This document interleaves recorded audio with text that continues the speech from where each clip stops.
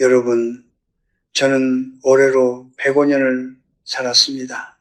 2번의 전쟁을 겪었고 사랑하는 사람들을 먼저 보냈으며 가난과 번영을 모두 맛보았습니다. 그 긴 세월 동안 제가 깨달은 것이 하나 있다면 사람들이 가장 두려워하는 것들이 사실은 가장 정직한 것들이라는 점입니다. 그리고 오늘 저는 여러분께 그 가운데 하나에 대해 이야기하고자 합니다. 바로 꿈입니다. 특히 죽음의 냄새가 난다고 사람들이 입을 다물어 버리는 그 꿈들에 대해서입니다.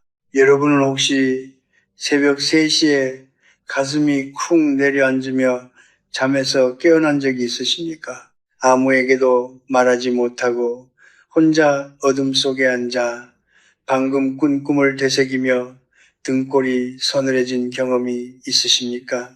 돌아가신 어머니가 나타나 손을 흔들었거나 이름도 모르는 흰옷의 낯선 이가 조용히 당신을 불렀거나 혹은 끝없는 어둠 속 물 아래로 천천히 가라앉는 자신을 바라보았거나 그 꿈을 꾼 아침 여러분은 아마 아무 말 없이 밥을 드셨을 겁니다. 왜냐하면 그런 꿈은 말해서는 안 되는 것처럼 느껴지기 때문입니다. 하지만 저는 오늘 여러분께 말씀드리고 싶습니다. 그 꿈들은 저주가 아닙니다. 저는 평생 수많은 사람의 마지막을 가까이서 지켜보았습니다. 동료 교수들, 제자들의 부모님들, 그리고 제 손을 잡고 눈을 감은 친구들, 그들 중 많은 이들이 떠나기 몇 달 전부터 비슷한 꿈을 꾸었다고 했습니다. 처음에 저도 그것을 단순한 우연이라 생각했습니다. 그러나 100년 가까이 살고 나니 우연이라고 치부하기에는 너무나 일관된 패턴이 있다는 것을 알게 되었습니다. 그것은 우리의 무의식이, 우리의 몸이, 우리의 영혼이 이미 알고 있다는 신호입니다. 머리가 아직 받아들이지 못한 진실을 꿈이 먼저 전해주는 것입니다. 현대의학도 이를 외면하지 않습니다. 수면 연구자들과 완화의학 전문가들은 임종을 앞둔 환자들에게서 특정 꿈의 패턴이 반복된다는 사실을 오래전부터 기록해 왔습니다. 그것은 미신이 아닙니다. 그것은 우리가 아직 완전히 이해하지 못한 인간 존재의 가장 깊은 층에서 울려 나오는 목소리입니다. 그렇다면 왜 우리는 그토록 이 꿈들을 두려워할까요? 제 생각에는 우리가 죽음 자체를 두려워하는 것이 아니라 아직 다 살지 못한 삶에 대한 두려움이 꿈을 통해 표면으로 떠오르는 것입니다. 아직 화해하지 못한 사람이 있고, 아직 전하지 못한 말이 있고, 아직 내려놓지 못한 원망이 가슴 어딘가에 남아있기 때문입니다. 오늘 저는 70세 이후에 찾아오는 5가지 꿈에 대해 이야기할 것입니다. 이 꿈들이 무엇을 의미하는지, 그리고 더 중요하게는 이 꿈들이 찾아왔을 때 우리가 어떻게 남은 시간을 더 깊고 따뜻하게 살 수 있는지를 말씀드리겠습니다. 두려움으로 듣지 마십시오. 105년을 산 노인의 이야기를 삶의 가장 정직한 속삭임으로 들어주시기 바랍니다. 첫 번째 꿈입니다. 돌아가신 부모님 혹은 먼저 떠난 배우자가 꿈속에 나타납니다. 환하게 웃으며 손을 내밀거나 조용히 손짓을 합니다. 아무 말이 없는 경우도 있고 그저 이리 오너라 하고 부르는 경우도 있습니다. 꿈에서 깨고 나면 가슴 한쪽이 따뜻하면서도 묘하게 무겁습니다. 그리고 그 꿈을 꾼 사실을 자식들에게 말하지 못합니다. 혹시라도 걱정을 끼칠까봐 혹은 노인이 죽음을 앞두고 헛것을 본다는 소리를 들을까봐 저는 그 마음을 압니다. 왜냐하면 제 오랜 친구 98세에 세상을 떠난 제 교수가 바로 그런 꿈을 꾸었기 때문입니다. 그는 떠나기 2달 전부터 돌아가신 아내가 꿈에 자주 나온다고 했습니다. 처음에는 혼자만 알고 있었습니다. 그러다 어느 날 저녁 산책길에 조심스럽게 제게 털어놓았습니다. 형석이, 나 요즘 자꾸 정자가 보여. 웃고 있어. 손짓을 하는데 무섭지는 않은데 뭔가 준비를 해야 할 것 같아. 저는 그 말을 듣고 아무 말도 하지 않았습니다. 그냥 그의 손을 잡았습니다. 3달 후 그는 조용히 눈을 감았습니다. 얼굴은 평온했습니다. 심리학자들은 이것을 임종전 시각체험 Pre-Death Visionary Experience이라고 부릅니다. 미국 버팔로 대학교의 연구에 따르면 임종을 앞둔 환자의 80% 이상이 이미 세상을 떠난 가족이나 친구가 등장하는 꿈 혹은 환상을 경험한다고 합니다. 그리고 놀랍게도 그 경험을 한 환자들 대부분은 두려움이 아니라 위안을 느꼈다고 보고했습니다. 이것은 정신이 흐트러진 증거가 아닙니다. 오히려 인간의 무의식이 가장 깊은 곳에서 작동하며 이별을 준비하는 자연스러운 과정입니다. 동양의 전통에서도 오래전부터 이 꿈을 알고 있었습니다. 우리 어머니 세대, 할머니 세대의 어른들은 이런 꿈을 꾸면 조용히 장롱 속을 정리하셨습니다. 묵혀두었던 한복을 꺼내 다림질하고 손주들에게 줄 물건들을 따로 챙겨 두셨습니다. 그것은 죽음을 체념하는 것이 아니었습니다. 삶을 마무리하는 품이었습니다. 저는 지금 여러분께 이렇게 묻고 싶습니다. 만약 오늘 밤 그런 꿈을 꾼다면 여러분은 무엇을 하시겠습니까? 두려움에 떨며 아침을 맞이하시겠습니까? 아니면 아직 전하지 못한 말 한마디를 생각해 보시겠습니까? 105년을 살면서 제가 가장 후회하는 것은 말하지 않은 것들입니다. 고마웠다는 말, 미안했다는 말, 네가 있어 참 다행이었다는 말. 그 꿈은 어쩌면 아직 늦지 않았다고 지금이라도 그 말을 전하라는 삶의 마지막 부탁인지도 모릅니다. 돌아가신 분이 웃으며 손짓하는 꿈을 꾸었다면 겁내지 마십시오. 그 대신 이렇게 생각하십시오. 아, 내가 아직 살아있구나. 아직 할 수 있는 것이 있구나. 죽음이 가까워질수록 삶은 더 선명해집니다. 그 꿈은 끝의 신호가 아니라 지금 이 순간을 더 진하게 살라는 초대장입니다. 2번째 꿈입니다. 신발을 잃어버립니다. 어딘가에 벗어두었는데 아무리 찾아도 보이지 않습니다. 분명히 이 자리에 두었는데 돌아보면 없습니다. 꿈속에서 당신은 맨발로 서 있습니다. 차갑고 낯선 바닥 위에, 그리고 어디로 가야 할지 모른 채 그냥 서 있습니다. 잠에서 깨면 묘하게 허탈합니다. 단순한 꿈치고는 너무 또렷하고 너무 오래 마음에 남습니다. 우리 문화에서 신발은 단순한 물건이 아닙니다. 신발은 발걸음입니다. 살아온 길이고 앞으로 걸어갈 길입니다. 혼례식에서 신발을 감추는 풍습도, 돌아가신 분의 신발을 처리하는 방식도 모두 신발이 그 사람의 삶 자체와 연결되어 있다는 오랜 믿음에서 비롯된 것입니다. 그러니 꿈속에서 신발을 잃어버린다는 것은 무의식이 보내는 하나의 신호입니다. 내 발걸음이 이제 멈출 수도 있겠구나 라는 것을 몸이 먼저 알아채는 것입니다. 저는 이것을 두려운 시각으로 보지 않습니다. 오히려 저는 이렇게 생각합니다. 몸은 마음보다 정직합니다. 우리의 머리는 아직 괜찮아, 아직 더 살 수 있어 라고 스스로를 설득하지만 몸은 이미 조용히 계산을 마치고 있습니다. 심장의 박동이 예전 같지 않고 숨이 조금 더 가빠지고 밤잠이 얕아지는 것들, 몸은 그것을 알고 있습니다.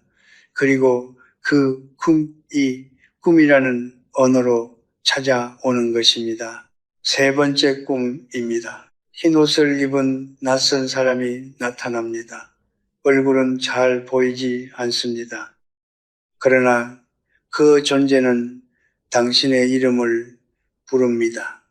크게 부르는 것이 아닙니다. 아주 조용히 그러나 분명하게 혹은 아무 말 없이 그냥 길을 안내합니다. 따라가야 할 것 같은 느낌, 그러나 발이 떨어지지 않는 느낌, 그 사이에서 잠이 깹니다. 예로부터 우리 어른들은 이 꿈을 두고 저승사자가 왔다 갔다고 했습니다. 그 말이 사람들을 겁먹게 했지만 저는 그 표현을 다르게 해석합니다. 저승사자란 두려운 존재가 아니라 길을 안내하는 존재입니다. 이 세상에서 다음 세상으로 가는 길을 혼자 걷지 않도록 누군가 미리 와서 살펴보는 것이라고 옛 어른들은 생각했습니다. 그것이 미신이든 아니든 그 안에는 하나의 따뜻한 진실이 담겨 있습니다. 우리는 혼자 떠나는 것이 아니라는 것, 완화의학 분야의 연구들도 이와 비슷한 보고를 합니다. 임종 직전에 환자들이 방 안의 특정 방향을 바라보거나 아무도 없는 공간을 향해 미소를 짓거나 혹은 누군가와 조용히 대화하는 듯한 모습을 보인다는 기록이 적지 않습니다. 의학은 아직 그것을 완전히 설명하지 못합니다. 그러나 그것이 설명되지 않는다고 해서 존재하지 않는 것은 아닙니다. 제가 90세가 넘어 배운 것이 있습니다. 이 세상에는 과학이 닿지 못하는 영역이 있고 언어가 닿지 못하는 감각이 있습니다. 그리고 그 영역에서 인간은 가장 솔직해집니다. 꿈이 바로 그런 공간입니다.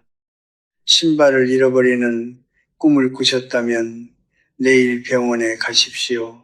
두려워서가 아니라 아직 남은 발걸음을 더 튼튼하게 걷기 위해서입니다. 흰 옷에 낯선 이가 당신 이름을 불렀다면 아직 전하지 못한 사람에게 전화를 하십시오. 그 꿈은 겁을 주러 온 것이 아니라 지금 해야 할 일을 일깨워 주러 온 것입니다. 몸이 보내는 신호를 무시하지 마십시오. 몸은 거짓말을 하지 않습니다. 우리가 귀를 닫고 있을 뿐입니다. 네 번째 꿈입니다. 물속입니다.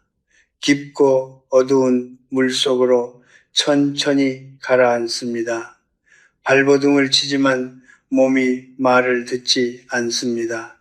혹은 다리입니다. 끝이 보이지 않는 긴 다리 위를 홀로 걷고 있습니다.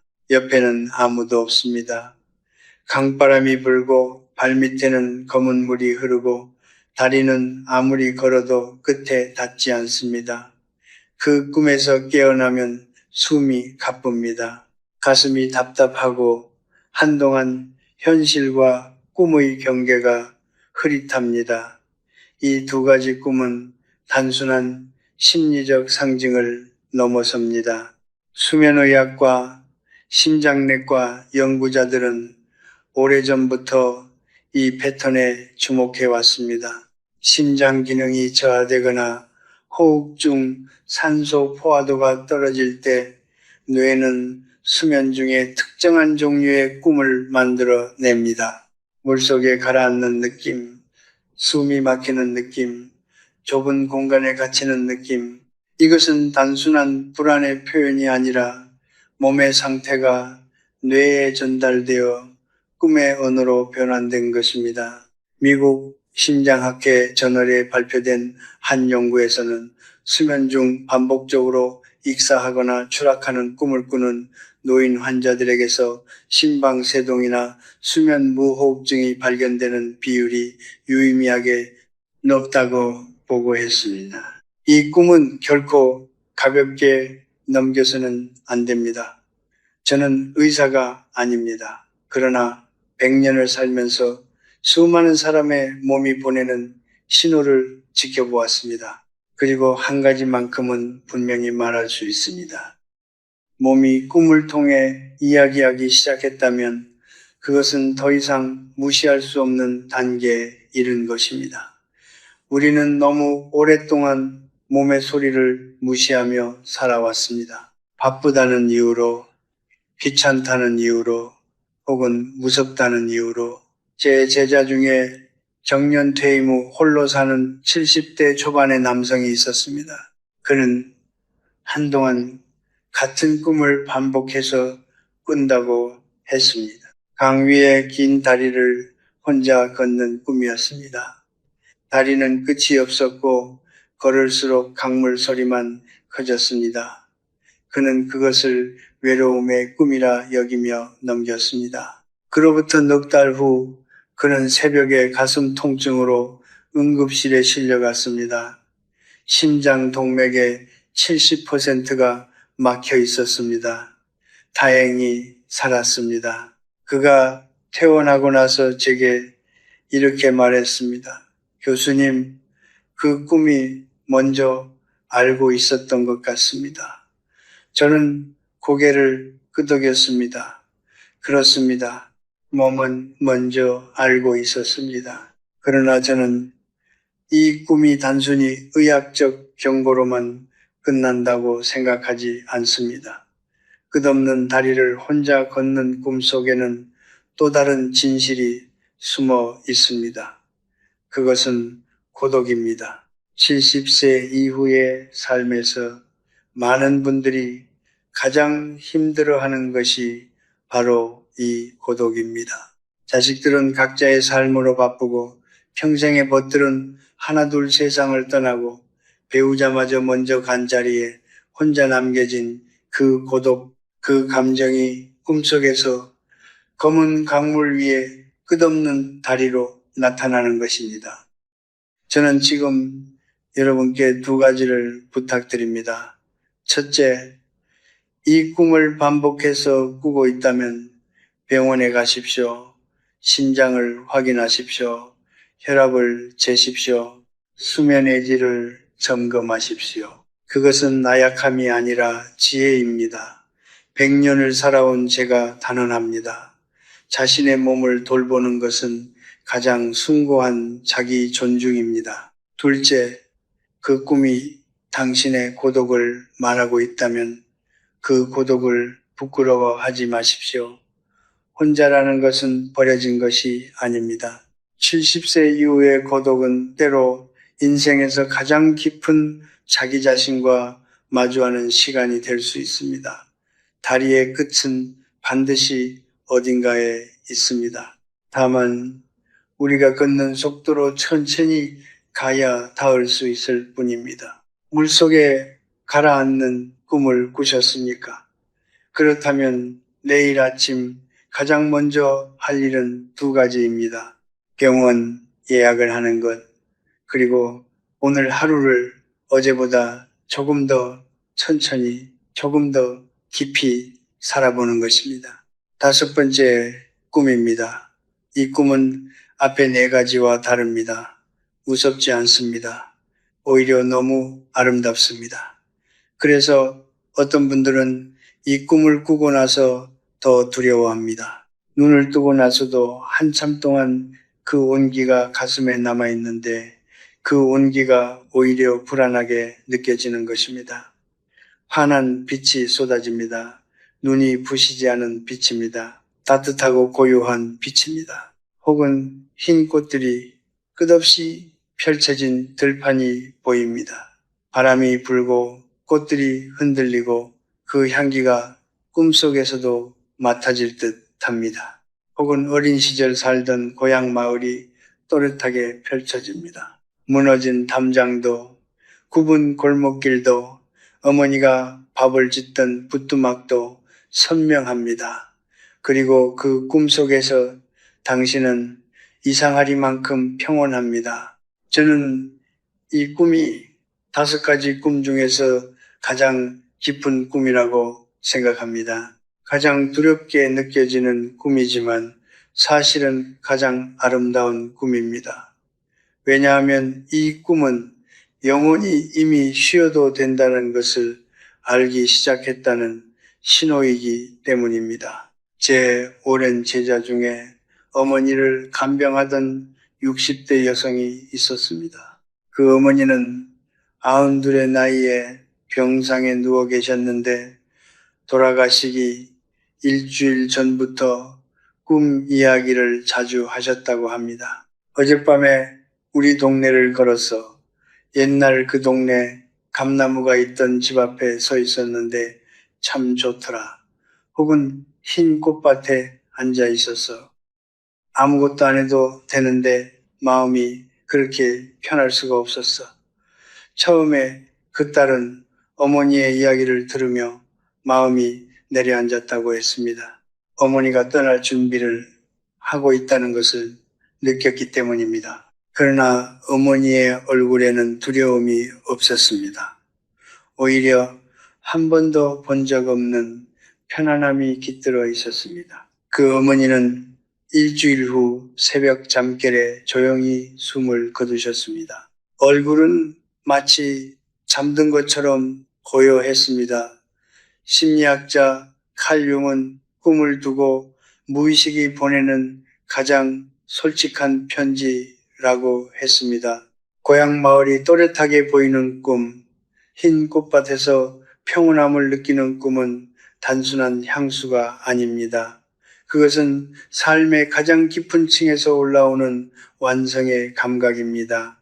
내가 왔던 곳으로 돌아가도 된다는, 이제 내려놓아도 된다는, 다 이루었다는 감각. 완화의학 전문의들은 이것을 두고 삶의 회고적 통합, 라이프 리뷰 인테그레이션, 이 꿈의 형태로 나타나는 현상이라고 설명합니다. 인간이 삶의 마지막에 가까워질수록 자신이 살아온 길을 무의식 안에서 조용히 돌아보고 그것을 받아들이기 시작한다는 것입니다. 저는 지금 105세입니다. 저도 가끔 그런 꿈을 꿉니다. 어린 시절 뛰어놀던 마을 어귀, 어머니 손을 잡고 걷던 좁은 길, 오래전에 세상을 떠난 친구들과 함께 앉아 아무 말 없이 노을을 바라보는 꿈. 그 꿈에서 깨어나면 저는 두렵지 않습니다. 오히려 고맙습니다. 아, 내가 이렇게 많은 것을 살았구나. 이렇게 많은 사람을 만났구나. 이렇게 많은 계절을 지나왔구나. 그 감사함이 먼저 밀려옵니다. 여러분, 만약 그런 꿈을 꾸셨다면 이렇게 생각해 주십시오. 그것은 삶이 당신에게 보내는 마지막 선물입니다. 아직 늦지 않았다는 말입니다. 사랑하는 사람에게 전화 한 통을 하십시오. 오랫동안 묵혀두었던 미움을 조용히 내려놓으십시오. 오늘 저녁 밥상 앞에서 혼자라도 감사 기도를 드리십시오. 흰 꽃밭의 꿈은 끝을 알리는 것이 아니라 지금 이 순간을 더 아름답게 살라는 초대입니다. 고향 마을이 보이는 꿈은 당신이 잊고 있던 자신의 뿌리를 기억하라는 삶의 속삭임입니다. 두려움으로 그 꿈을 외면하지 마십시오. 그 꿈이 찾아왔다는 것은 당신의 삶이 그만큼 깊어졌다는 증거입니다. 얕은 삶을 산 사람에게는 그런 꿈이 오지 않습니다. 오래 살고 많이 사랑하고 깊이 상처받고 그럼에도 불구하고 끝까지 살아낸 사람에게만 그 빛이 찾아옵니다. 그 빛을 두 팔 벌려 맞이하십시오. 당신은 그럴 자격이 있습니다. 저는 오늘 여러분께 5가지 꿈 이야기를 드렸습니다. 돌아가신 분이 손짓하는 꿈, 신발을 잃어버리는 꿈, 흰옷에 낯선 이가 이름을 부르는 꿈, 어두운 물속으로 가라앉거나 끝없는 다리를 걷는 꿈, 그리고 환한 빛과 흰 꽃밭과 고향 마을이 보이는 꿈. 이 5가지 꿈을 하나로 꿰뚫는 진실이 있다면 그것은 이것입니다. 꿈은 우리를 해치러 오는 것이 아닙니다. 꿈은 우리가 외면하고 있는 것들을 데려오는 것입니다. 105년을 살면서 저는 수많은 사람의 마지막을 목격했습니다. 품위 있게 떠난 사람도 있었고 너무 많은 것을 붙잡다가 고통스럽게 떠난 사람도 있었습니다. 그 차이가 무엇이었는지 오랫동안 생각했습니다. 재산의 많고 적음이 아니었습니다. 자식이 있고 없음도 아니었습니다. 건강의 차이도 아니었습니다. 결국 차이는 단 하나였습니다. 자신의 삶을 받아들였느냐 아니면 끝까지 거부했느냐, 죽음을 삶의 일부로 품었느냐 아니면 죽음과 싸우다 지쳐 쓰러졌느냐. 우리는 태어나는 순간부터 죽음을 향해 걷고 있습니다. 이것은 비극이 아닙니다. 이것은 삶의 구조입니다. 봄이 오면 여름이 오고 가을이 지나면 겨울이 오듯이 그 흐름을 거스르려 할 때 우리는 불안해집니다. 그 흐름을 받아들일 때 우리는 비로소 자유로워집니다. 저는 지금 죽음을 예찬하는 것이 아닙니다. 저는 삶을 더 깊이 살기 위해서는 죽음과 화해해야 한다고 말하는 것입니다. 오늘 밤 여러분이 그 꿈들 중 하나를 꾼다면 두려움에 떨며 눈을 뜨지 마십시오. 잠시 그 자리에 누운 채로 조용히 자신에게 물어보십시오. 내가 아직 하지 못한 말이 있는가? 내가 아직 풀지 못한 원망이 있는가? 내가 아직 감사하다고 전하지 못한 사람이 있는가? 그리고 아침이 밝으면 그 한 가지를 먼저 하십시오. 전화 한 통, 편지 한 장, 혹은 거울 앞에서 자신에게 건네는 말 한마디, 잘 살았다고, 수고했다고, 그것으로 충분합니다. 저는 제 나이 90세가 넘었을 때 비로소 알게 된 것이 있습니다. 삶에서 가장 중요한 것은 얼마나 오래 사느냐가 아니라 얼마나 깊이 사느냐라는 것입니다. 화려하게 사는 것이 아니라 진실하게 사는 것입니다. 많은 것을 가지는 것이 아니라 가진 것에 감사하는 것입니다. 그리고 그 진실은 살아있는 동안에는 잘 보이지 않습니다. 그것은 삶의 끝자락에 가서야 꿈이라는 언어를 통해서야 비로소 선명하게 모습을 드러냅니다. 그러니 여러분, 그 꿈들을 저주라 부르지 마십시오. 그것은 삶이 여러분에게 건네는 가장 정직한 편지입니다. 읽기 두렵더라도 외면하지 마십시오. 그 안에 여러분이 아직 살아내야 할 하루의 이유가 담겨 있습니다. 사랑해야 할 사람의 얼굴이 담겨 있습니다. 내려놓아야 할 짐의 무게가 담겨 있습니다. 그리고 무엇보다 아직 늦지 않았다는 희망이 담겨 있습니다. 저는 오늘도 새벽에 눈을 뜹니다. 105년째 맞이하는 아침입니다. 창밖으로 빛이 들어옵니다. 어제와 같은 빛이지만 오늘은 조금 다르게 느껴집니다. 살아있다는 것이 이렇게 고요하고 이렇게 충분할 수 있다는 것을 여러분도 오늘 아침 그렇게 느끼셨으면 합니다.